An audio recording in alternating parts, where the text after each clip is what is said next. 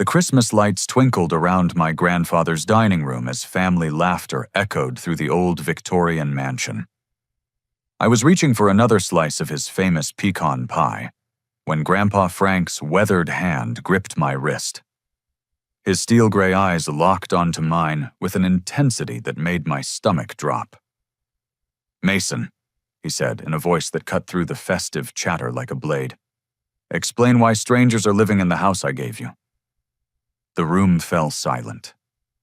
Every fork stopped midway to mouths, every conversation died.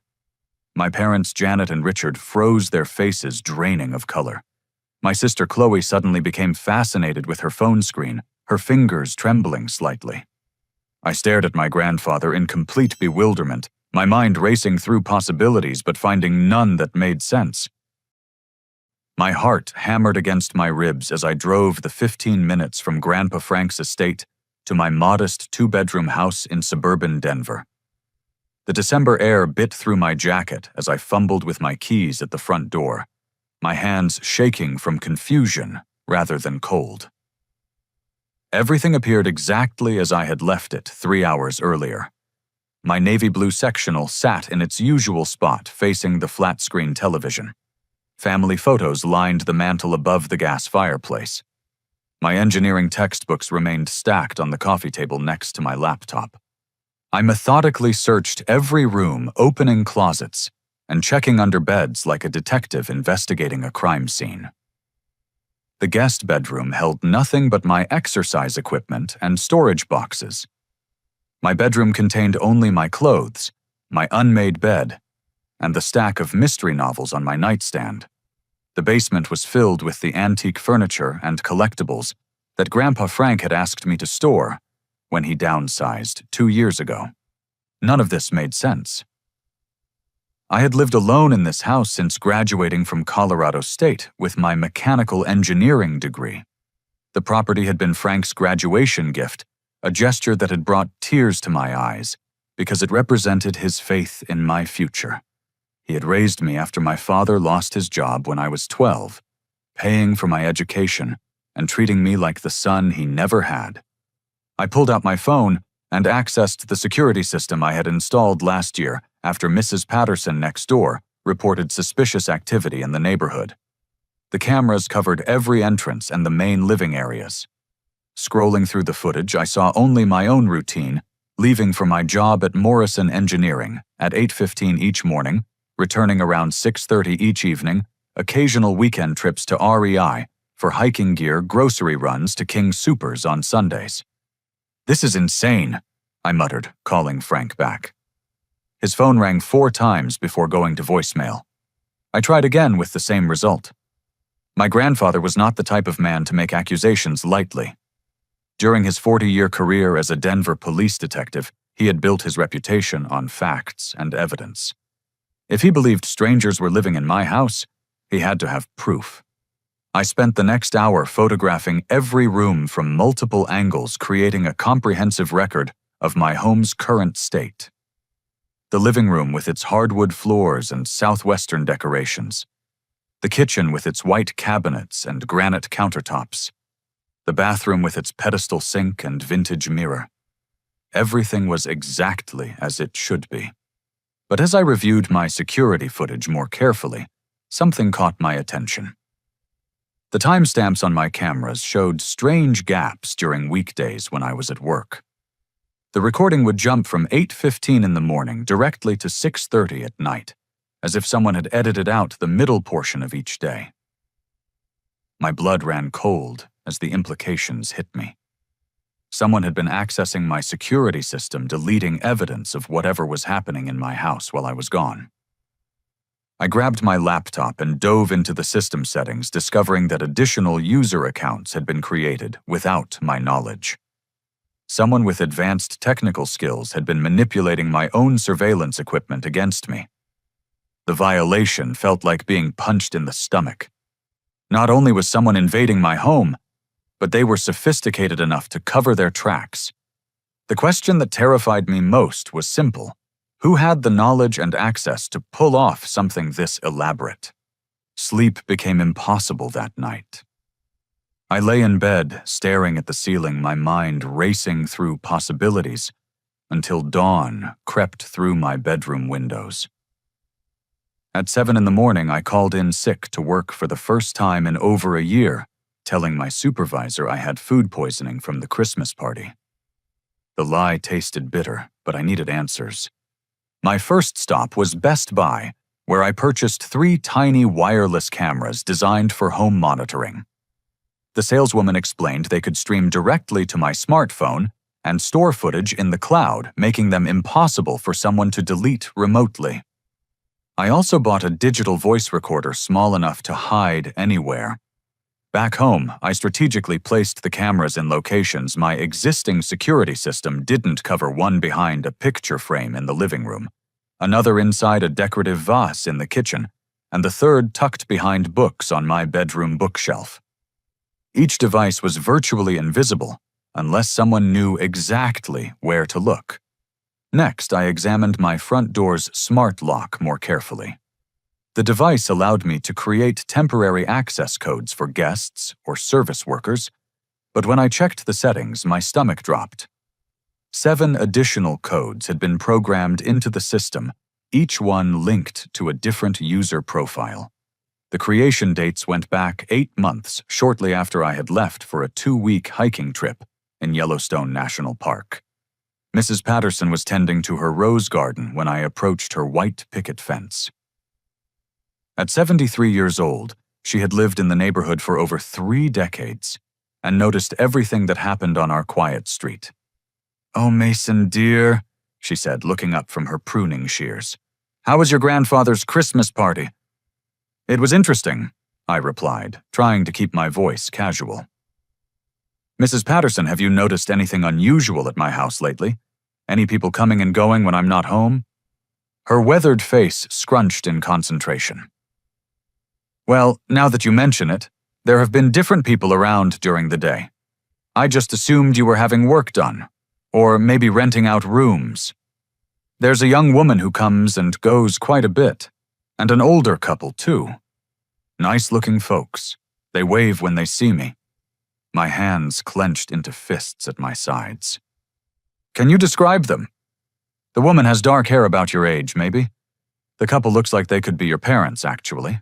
Very well dressed. Oh, and sometimes there's a young man with a beard who drives a red pickup truck." Each description felt like a knife twisting in my chest. Dark-haired woman my age could be Chloe. Well-dressed older couple matched my parents perfectly, and Derek, my sister's boyfriend, drove a red Chevy Silverado. I thanked Mrs. Patterson and returned home with my mind reeling. My own family was somehow involved in this violation of my privacy and property. But I needed concrete evidence before making any accusations that could destroy relationships permanently. At 10 in the morning, I implemented my plan. I backed my Honda Civic out of the driveway and drove to the end of the street, parking behind a cluster of pine trees, where my car remained hidden, but I could still access my phone's camera feeds. My hands trembled as I opened the monitoring app and positioned my phone to capture whatever was about to unfold. At 10:28, a silver Toyota Camry pulled into my driveway. My heart stopped as I recognized my mother's car. The doors opened and my parents stepped out, followed by my sister Chloe and her boyfriend Derek. They walked to my front door with the confidence of people who belonged there, and my father produced a key from his pocket. I watched in horror as my own family entered my house like they owned it. They weren't sneaking or acting suspicious. They moved with casual familiarity like they had done this hundreds of times before. Derek immediately headed for my living room and turned on my television. Chloe went straight to my kitchen and began making coffee in my coffee maker. My parents started examining items in my hallway like they were taking inventory. The betrayal hit me like a physical blow. These weren't strangers violating my home. This was my own family, the people I trusted most in the world, systematically invading my privacy and treating my house like their personal property. I sat in my hidden car for 2 hours, documenting everything as they made themselves completely at home in my space. When they finally left at 12:45, I remained in my hiding spot for another 30 minutes, making sure they weren't coming back. The footage I had captured was crystal clear and undeniable. But this was just the beginning. I needed to understand the full scope of what my family was doing in my house and why they would betray me so completely. Over the next 3 days, I established a pattern of fake departures and covert surveillance. Each morning I would leave for work, as usual, then circle back and park in different locations around the neighborhood to monitor my house remotely. What I discovered made my stomach churn with disgust and rage. My family was not just visiting my house. They were living a complete parallel life inside my walls. Chloe had taken over my guest bedroom, filling the closet with her clothes and personal belongings. She had even hung pictures of herself and Derek on the walls, replacing my landscape photography with their couple selfies. When she video called friends, she referred to the house as my place and gave virtual tours like she was the homeowner. My parents had established a routine that mirrored their activities at their own home. My mother cooked elaborate meals in my kitchen using groceries they had purchased.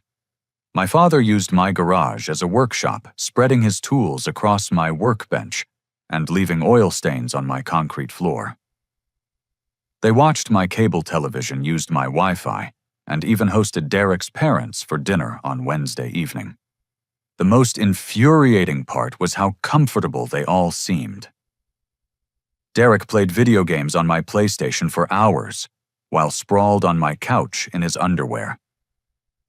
Chloe did yoga in my living room and posted Instagram photos with captions like, "Loving my morning routine in my cozy space." My mother rearranged my kitchen cabinets to suit her preferences and replaced my dish soap with her preferred brand. But the activities in my basement disturbed me most of all. My parents spent significant time down there carefully examining and photographing the antiques and collectibles that Grandpa Frank had entrusted to my care. These weren't random items. Frank had specifically chosen me as the custodian of family heirlooms that included Civil War-era furniture, vintage jewelry, rare books, and artwork that had been passed down through 4 generations. I watched through my hidden cameras as my father researched item values on his laptop, while my mother wrapped delicate pieces in newspaper. They were treating priceless family treasures like merchandise at a garage sale. When I cross-referenced their activities with online auction sites, my worst fears were confirmed. Over the past 8 months, my parents had sold over 3 dozen of Frank's most valuable possessions. A mahogany dining set from 1895 brought them $4,700 on eBay. My great-grandmother's emerald necklace sold for $2,100 to a collector in California.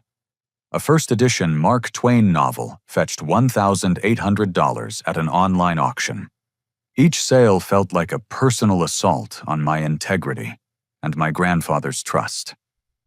Frank had specifically asked me to safeguard these items because he believed I would honor their sentimental and historical value. He had chosen me over his own children because he trusted my character. And now those very children were systematically looting the collection while using my house as their base of operations. The financial records painted a staggering picture of betrayal. Between eBay, Facebook Marketplace, and various collectibles websites, my family had generated over $43,000 in revenue from stolen goods. They had created multiple seller accounts under false names to avoid detection using post office boxes for shipping and burner email addresses for communication. But the most devastating discovery came when I hacked into my home's Wi-Fi router logs. Every device that connected to my network left a digital fingerprint, and those logs contained cached text messages and email fragments from my family's phones. The conversations I found made my blood run cold. "We need to move faster." Read a text from my mother to Chloe. "Some of these antiques are worth serious money, but Frank is starting to ask questions about the missing pieces." Chloe's response was equally damning. "Don't worry. I've been researching adverse possession laws. If we can prove we've been living in Mason's house long enough, we can legally claim ownership. The key is establishing continuous residence. My father's contribution to the conversation was the most chilling. The house is the real prize. Once we get Mason out of the picture completely, we'll own property worth over $300,000 plus whatever's left of Frank's collection. They weren't just squatting in my house for convenience or temporary shelter. This was a calculated long-term scheme to steal both my home and my grandfather's inheritance. They had been planning this betrayal for months, researching legal loopholes and developing strategies to claim ownership of everything Frank had given me. The text threads revealed detailed plans to manufacture evidence of their residency, including backdated utility bills and fake lease agreements. They had even discussed having mail redirected to my address to establish legal residence.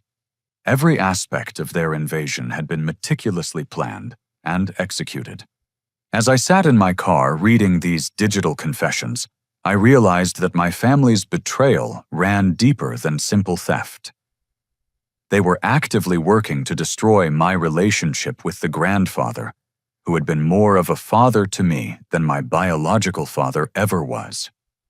They were stealing not just objects and property, but the foundation of the most important relationship in my life.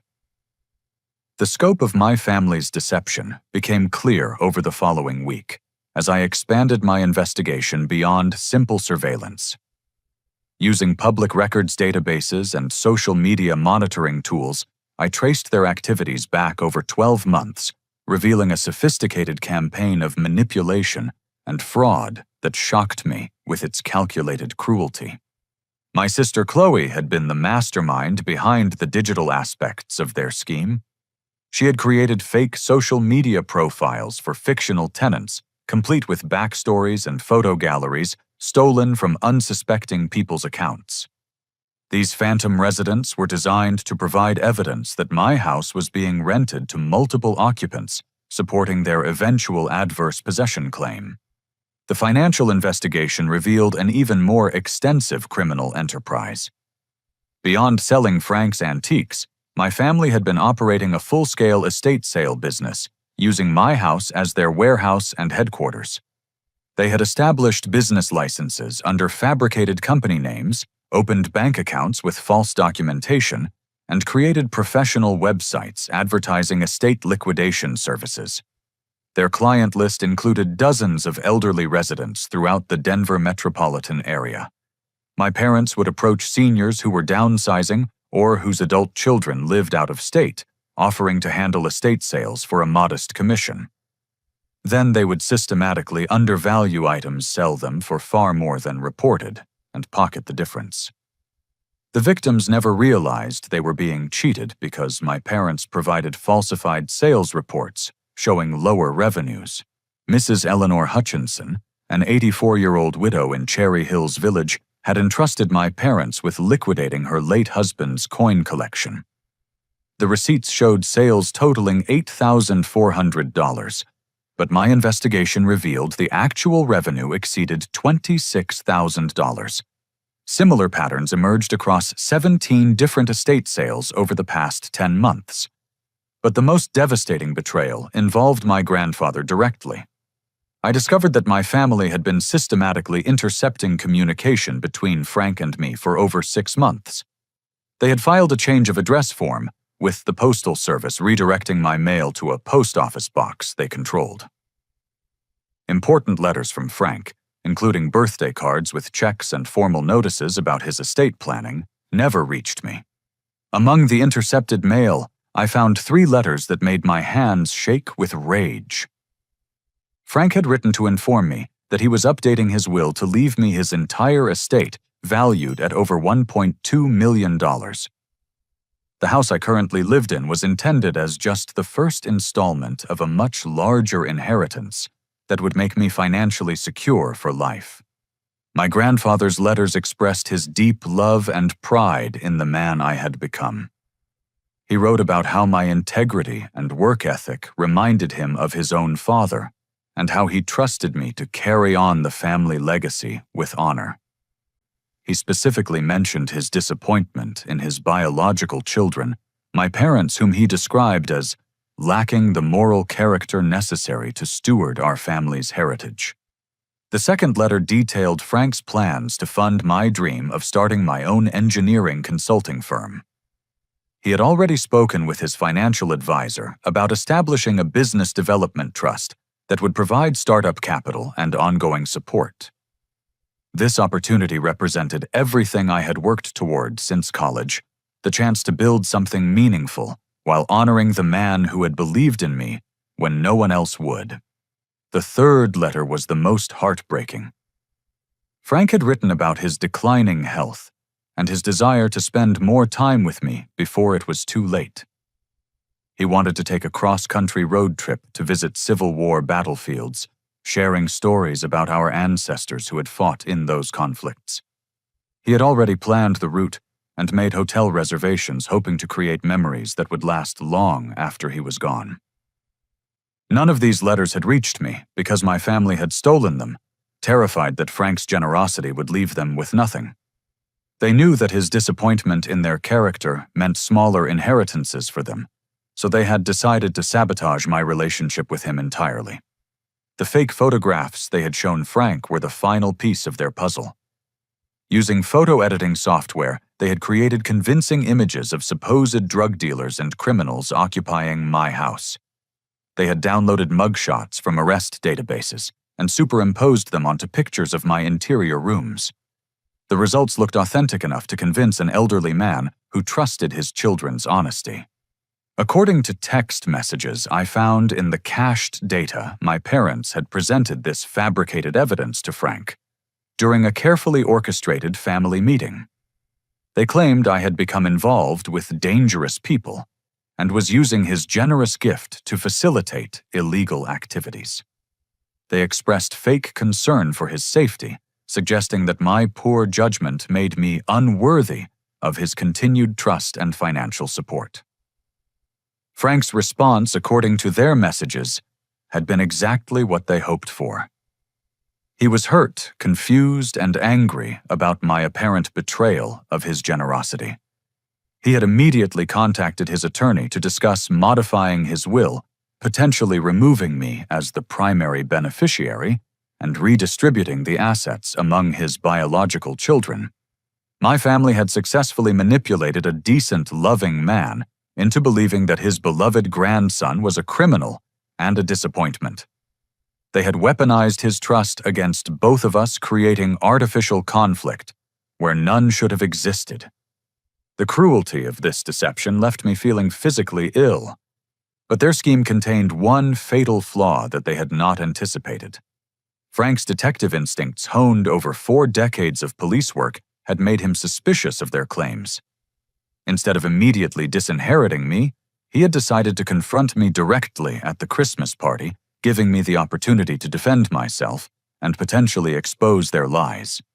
My family's greed and impatience had created the opening I needed to fight back and reclaim both my home and my relationship with the most important person in my life. Armed with overwhelming evidence of my family's crimes, I knew that my next moves had to be strategic and legally sound. The scope of their betrayal demanded a response that would not only stop their theft, but ensure they faced appropriate consequences for their actions. I could not allow them to continue victimizing Frank or other innocent people through their estate sale fraud. My first priority was reconnecting with my grandfather before their poisonous lies could cause permanent damage to our relationship. I drove to Frank's estate on a cold Thursday morning, carrying a laptop loaded with evidence and a heavy heart full of apprehension. His housekeeper Maria answered the door with a concerned expression that suggested she knew something was wrong. "Mason, dear, your grandfather is very upset," she whispered as she led me through the familiar hallways lined with family photographs.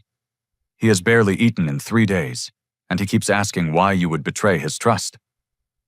Frank was sitting in his favorite leather armchair in the study, staring out the window at the snow-covered garden where he had taught me to throw a baseball 20 years earlier.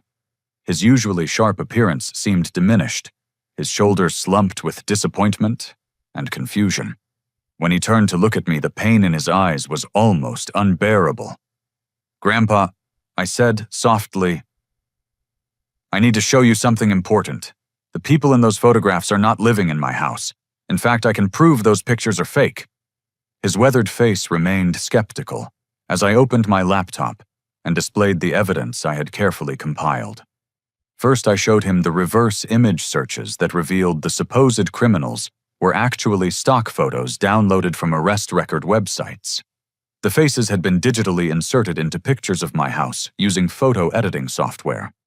Next, I presented the surveillance footage from my hidden cameras, showing my parents and sister entering my house with unauthorized keys and treating it like their personal property. Frank watched in stunned silence as his own children moved through my rooms with casual familiarity, cooking meals in my kitchen and relaxing on my furniture. The financial records were perhaps most damaging to my family's credibility. I showed Frank detailed spreadsheets documenting the sale of his antiques, complete with eBay listings, PayPal transactions, and shipping confirmations. His face grew pale as he recognized items that held deep sentimental value pieces that represented generations of family history. "This grandfather's clock belonged to my great-grandfather," Frank whispered, pointing to a sold listing. "I specifically asked you to keep it safe because it represents our family's journey to America." "I never sold anything, Grandpa," I replied, pulling up my bank records to prove no auction proceeds had entered my accounts. "Mom and Dad have been stealing from the basement while I'm at work. They're using my house as a warehouse for their illegal estate sale business." The intercepted mail provided the final piece of evidence Frank needed to understand the full scope of their deception. His own letters addressed to me but stolen by his children lay open on the laptop screen. He read his own words expressing love and pride in my character, words that had never reached their intended recipient. Frank's transformation was immediate and profound. The confusion and hurt in his eyes hardened into cold fury as he realized how thoroughly his own children had manipulated him. His decades of police experience had taught him to recognize criminal behavior, and the evidence before him painted an unmistakable picture of fraud, theft, and elder abuse. "They came to me 6 weeks ago," Frank said, his voice shaking with anger. "They sat right here in this room and showed me those photographs, crying about how worried they were for my safety. Your mother actually had tears in her eyes when she told me you were putting me in danger." The cruelty of their performance made my stomach turn. They had exploited Frank's love for both of us, using his concern for my well-being as a weapon against our relationship. They had counted on his emotional response overwhelming his analytical instincts, at least temporarily. But Frank's detective training had not abandoned him entirely. He revealed that he had been conducting his own investigation over the past few days, speaking with my neighbors, and researching my background through his law enforcement contacts. Mrs. Patterson had confirmed that I lived alone and maintained the property responsibly. His police friends had verified that I had no criminal record or suspicious associations. I should have trusted my instincts, Frank admitted, reaching across to grip my hand with surprising strength. "You have never given me reason to doubt your character, not once in 28 years. I allowed their lies to cloud my judgment because I could not imagine my own children would deceive me so completely." Together we spent the next 3 hours documenting every aspect of my family's criminal enterprise. Frank's legal knowledge helped identify specific charges that could be filed, including grand theft fraud, elder abuse, mail theft, and criminal conspiracy. His attorney contacts would ensure that the case received appropriate attention from prosecutors. The inheritance letters revealed another layer to their scheme that even I had not fully understood. My family's theft was not just about immediate financial gain. They were positioning themselves to inherit Frank's entire estate by eliminating me as competition. Their adverse possession research and fake residency claims were designed to establish legal ownership of my house, which they could then use as leverage to challenge any will that favored me over them. Frank's response was swift and decisive. He immediately contacted his estate attorney to revoke all powers of attorney granted to his children and to update his security measures to prevent future manipulation. He also arranged for professional appraisals of the remaining antiques to establish accurate values for insurance and legal purposes. But our planning went beyond simple defensive measures. Frank's police background had taught him that criminals like my family would not stop unless they faced serious consequences. He wanted to ensure that their other victims, the elderly clients they had defrauded through fake estate sales, would receive justice and restitution. They have stolen from people who trusted them. Frank said, his detective instincts taking over. We have an obligation to expose their crimes and prevent them from victimizing others. The evidence we had compiled would support charges in multiple jurisdictions, as their estate sale fraud had crossed county lines throughout the Denver metropolitan area. Frank's law enforcement contacts could coordinate with prosecutors to ensure a comprehensive investigation that would hold them accountable for all their crimes. As I prepared to leave Frank's house that evening, he pulled me aside with a serious expression that reminded me of the grandfather who had taught me right from wrong throughout my childhood. Mason. He said, "What your parents and sister have done is unforgivable, but how you handle this situation will define your character for the rest of your life. We will pursue justice through proper channels with dignity and integrity. We will not descend to their level of deception and cruelty." His wisdom reminded me why I had always looked up to him as a role model. Even in the face of betrayal by his own children, Frank maintained the moral standards that had guided his entire life. He wanted justice, not revenge, and he trusted me to follow his example.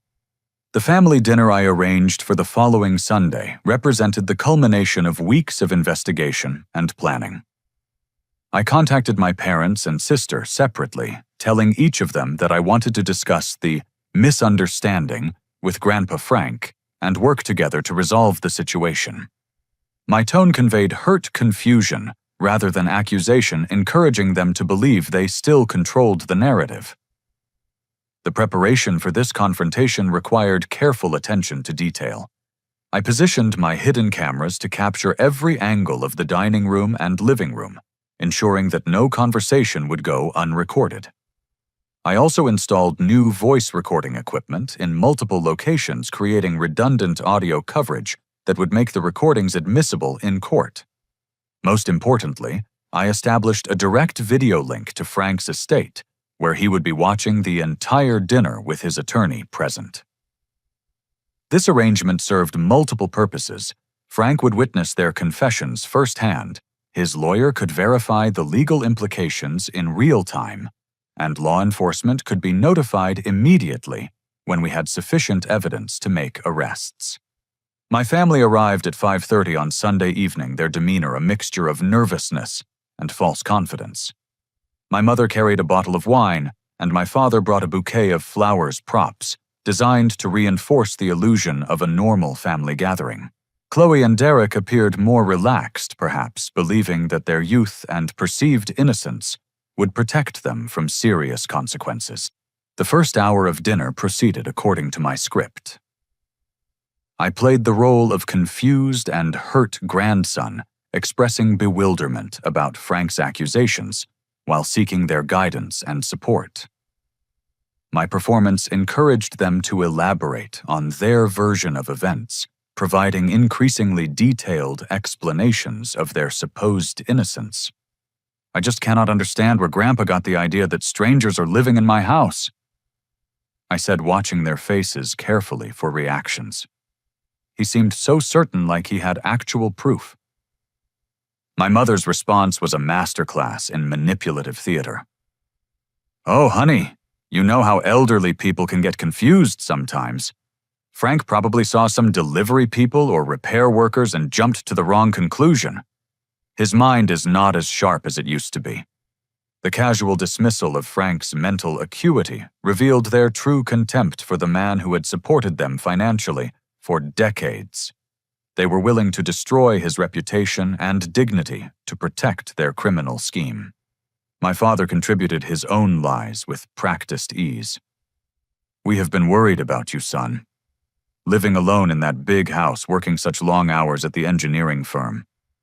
Maybe Frank is picking up on some stress or changes in your routine that you are not even aware of."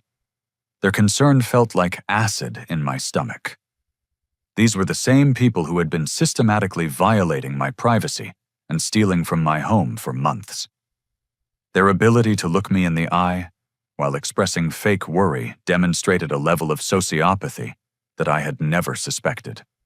Chloe's contribution was perhaps the most disturbing because it revealed the generational nature of their deception.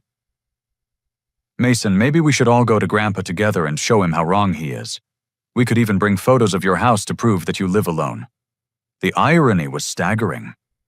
She was suggesting that they fabricate new evidence to counter the fabricated evidence they had already provided to Frank.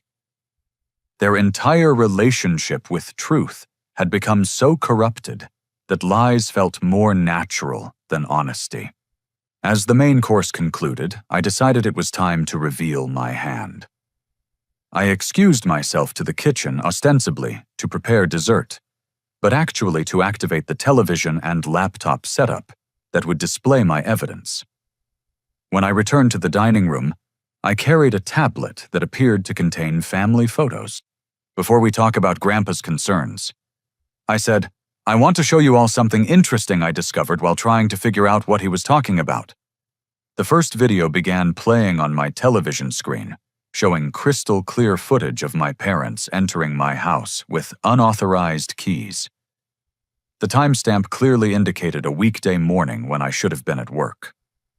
My family's faces went white as they watched themselves moving through my rooms with obvious familiarity. "This is from 3 days ago," I announced calmly, "recorded by security cameras that you apparently did not know existed." The second video showed Chloe cooking breakfast in my kitchen while wearing one of my college sweatshirts. Derek could be seen in the background playing video games on my PlayStation while sprawled across my couch in his underwear.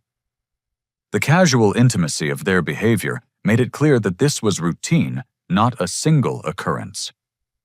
My mother found her voice, first her tone, shifting from concern to desperation. "Mason, we can explain this. We were worried about you, so we have been checking on your house occasionally to make sure everything was okay. With keys that you made without my permission," I replied, pulling up the smart lock records that showed 7 unauthorized access codes. "And checking on me by rearranging my furniture and using my shower." The third video was perhaps most damaging because it showed them systematically cataloging Frank's antiques in my basement. My father could be clearly seen photographing items, while my mother took notes on their condition and estimated values.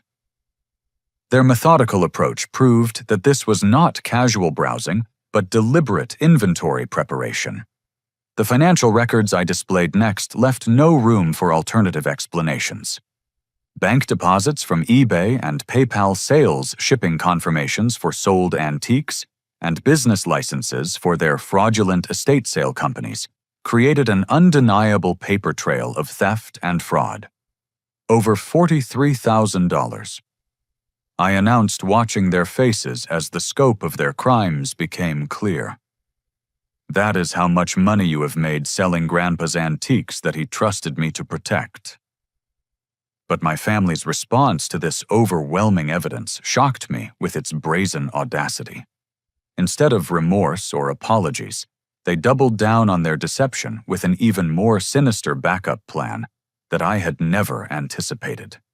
Chloe produced a folder of documents from her purse, her hands trembling slightly, but her voice steady with practiced lies. "Mason, we were hoping it would not come to this, but your behavior lately has been very concerning. These are medical records and psychiatric evaluations that document your mental health decline over the past year." The papers she spread across my dining room table appeared to be legitimate medical documents, complete with professional letterheads and official signatures. According to the fabricated records, I had been diagnosed with paranoid personality disorder severe anxiety, and early-onset dementia. The fictional psychiatrist recommended immediate involuntary commitment to protect both me and others from my alleged deteriorating mental state. My father's contribution to this final betrayal was delivered with the cold calculation of a career criminal. "Son, we have been living in your house because we are your court-appointed caregivers. You signed power of attorney documents last month during a psychiatric emergency, but your memory problems have made you forget." The forged legal documents he presented appeared authentic to casual inspection, complete with notarized signatures and official seals. According to their fabricated story, I had suffered a complete mental breakdown and voluntarily surrendered decision-making authority to my family. They claimed legal right to manage my property, my finances, and my medical care. Chloe's phone buzzed with an incoming call that she answered with obvious relief. "Dr. Stevens, yes, he is having another episode right now. The paranoid accusations and violent threats that we discussed. Can you come immediately?" The final piece of their scheme became clear as she spoke with someone who was apparently a corrupt psychiatrist willing to sign involuntary commitment papers based on false information. They had prepared to have me declared mentally incompetent and forcibly hospitalized, eliminating me entirely from Frank's inheritance and allowing them to claim legal control over my property. "The ambulance will be here in 20 minutes, Chloe announced with fake sadness. "Mason, we love you, but you need professional help. These accusations and conspiracy theories prove that you are not capable of caring for yourself anymore." Their performance was so convincing that I almost questioned my own sanity for a moment.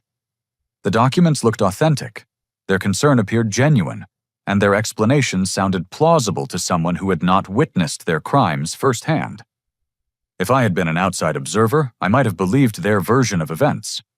But they had made one critical miscalculation in their desperation to silence me.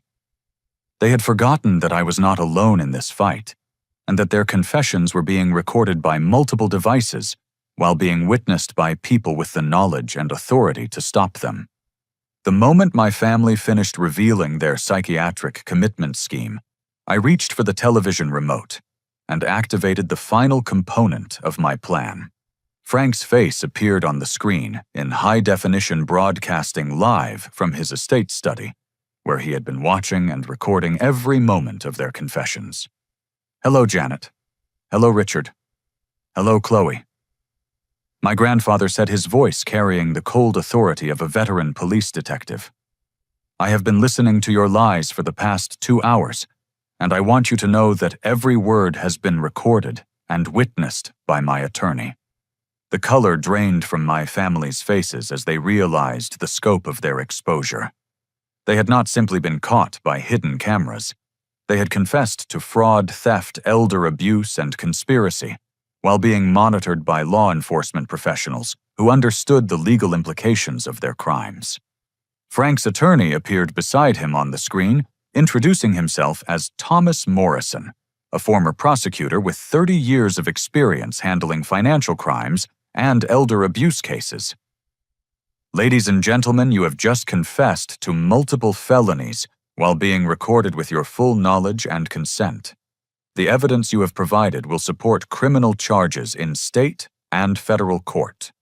My mother found her voice, first her tone shifting from fake concern to desperate pleading.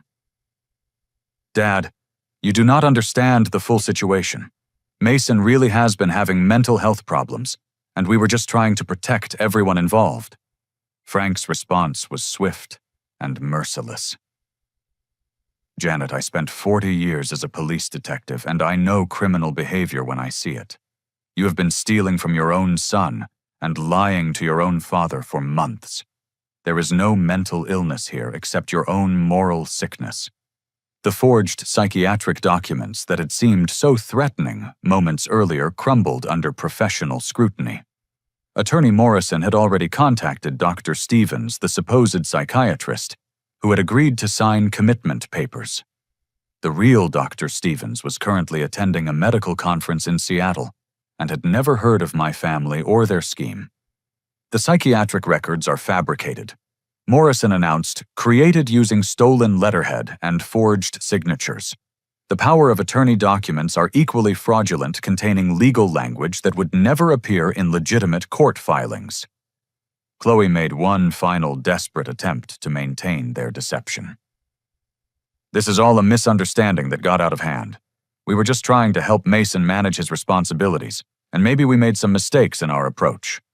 Frank's response to his granddaughter's lies was particularly painful to witness, because it reflected the death of his love for children who had betrayed him beyond forgiveness. Chloe, you have been systematically stealing from me while pretending to be concerned about my welfare. You showed me fake photographs and lied to my face for months. There is no misunderstanding here, only criminal conspiracy. The sound of sirens in the distance announced the arrival of law enforcement summoned by Morrison when my family's confessions provided sufficient evidence for arrest warrants.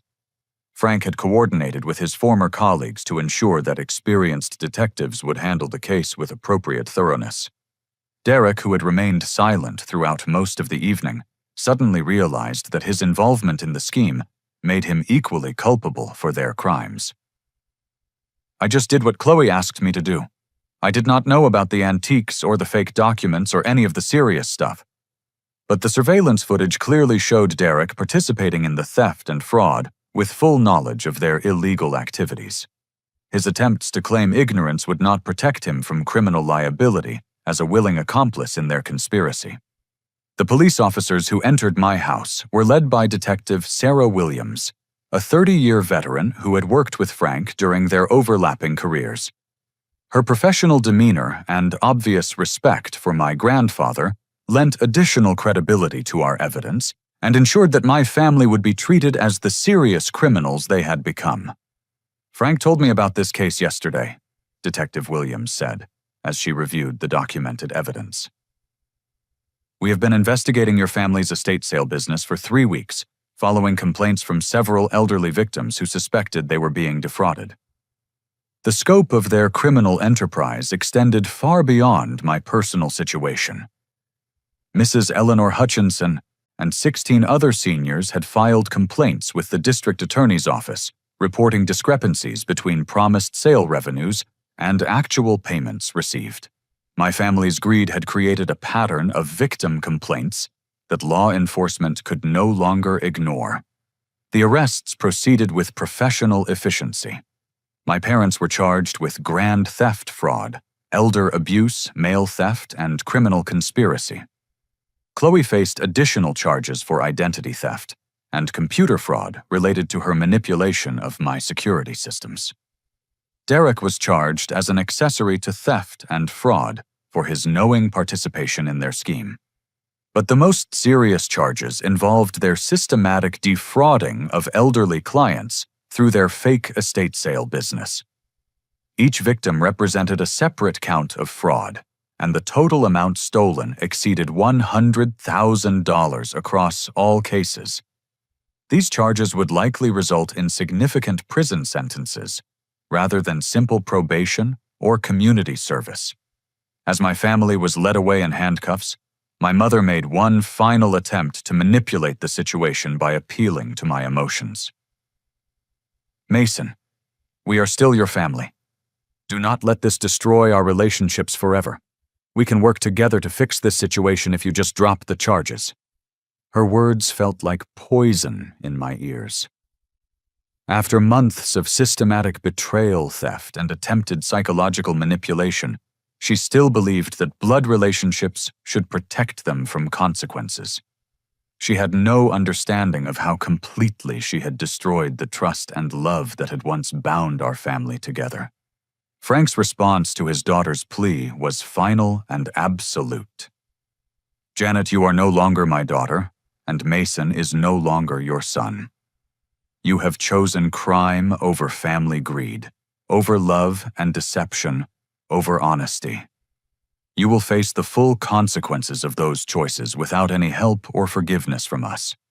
The house felt strangely peaceful after the police cars departed, and the last traces of my family's presence were removed. Frank came over from his estate to help me change the locks, and disable the unauthorized access codes that had allowed their invasion of my privacy. We worked together in comfortable silence, two men rebuilding security and trust after betrayal. "I am proud of how you handled this situation," Frank said as we finished installing new deadbolts on both doors. "You could have sought revenge or handled this outside the law, but you chose justice and integrity instead. That decision proves the character I have always seen in you." The legal proceedings that followed were swift and decisive. My family's recorded confessions, combined with overwhelming physical evidence and multiple victim complaints, led to plea agreements that avoided lengthy trials but ensured appropriate punishment. My parents each received 4 years in state prison, while Chloe received 3 years and Derek received 18 months. The restitution requirements forced them to return all stolen property and compensate their victims for financial losses. The house was returned to my complete legal control, with court orders preventing any future claims of adverse possession or fraudulent ownership. Frank's antiques were recovered from various buyers and returned to their rightful place in my basement. But the most meaningful outcome was the restoration of my relationship with Frank, stronger and deeper than ever before. The crisis had revealed the true strength of our bond and our shared commitment to honesty, integrity, and family loyalty. We spent every Sunday together sharing meals and stories while planning the cross-country road trip he had always wanted to take. Frank lived for 3 more wonderful years, during which we visited Civil War battlefields, attended baseball games, and created memories that sustained me long after his peaceful death. His will remained unchanged, leaving me his entire estate, with the confidence that I would honor his legacy with the same integrity he had demonstrated throughout his life. I used part of the inheritance to establish the Frank Morrison Foundation, a nonprofit organization dedicated to protecting elderly Americans from family financial abuse. The foundation provides legal assistance investigation services and emotional support to seniors who suspect they are being victimized by relatives or caregivers. The experience taught me that family is defined not by blood relationships, but by character, loyalty, and love. Frank had been more of a father to me than my biological father ever was, and his faith in my integrity had been justified by my willingness to fight for truth and justice regardless of personal cost. 6 months after Frank's death, I received a letter from my mother's prison asking for forgiveness and requesting financial assistance for her legal appeals. I returned the letter, unopened, understanding that some betrayals are too complete for forgiveness, and some relationships too damaged for repair. The house that had been the center of so much conflict became a peaceful sanctuary where I built a successful engineering consulting firm and eventually raised a family of my own. My children know the story of their great-grandfather Frank and the importance of integrity, honesty, and standing up for what is right regardless of the cost. The security cameras remain in place, not because I fear new invasions, but because they remind me daily that trust must be earned through consistent actions, and that vigilance is the price of protecting what we value most. The basement still holds some of Frank's antiques, now properly cataloged and insured, waiting to be passed down to the next generation, along with the stories of honor and courage they represent. Looking back, I realized that my family's betrayal was actually a gift that revealed the strength of my character and the depth of my relationship with the grandfather who had shaped my values. Their crimes separated the wheat from the chaff in my life, showing me who deserved my trust and loyalty while removing those who had proven themselves unworthy of either. The lesson I carry forward is simple, but profound. Integrity is not about what we do when people are watching, but what we do when we believe no one will ever know. My family chose deception and theft when they thought they were unobserved. I chose truth and justice even when it meant destroying relationships that had shaped my entire life.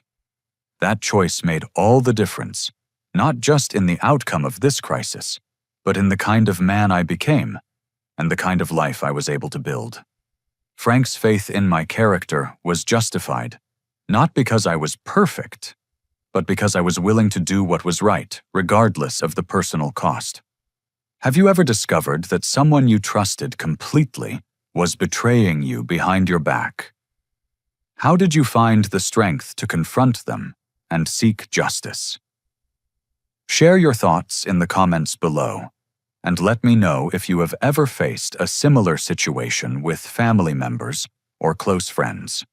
If this story resonated with you, please hit the like button to show your support for standing up against family betrayal and fraud.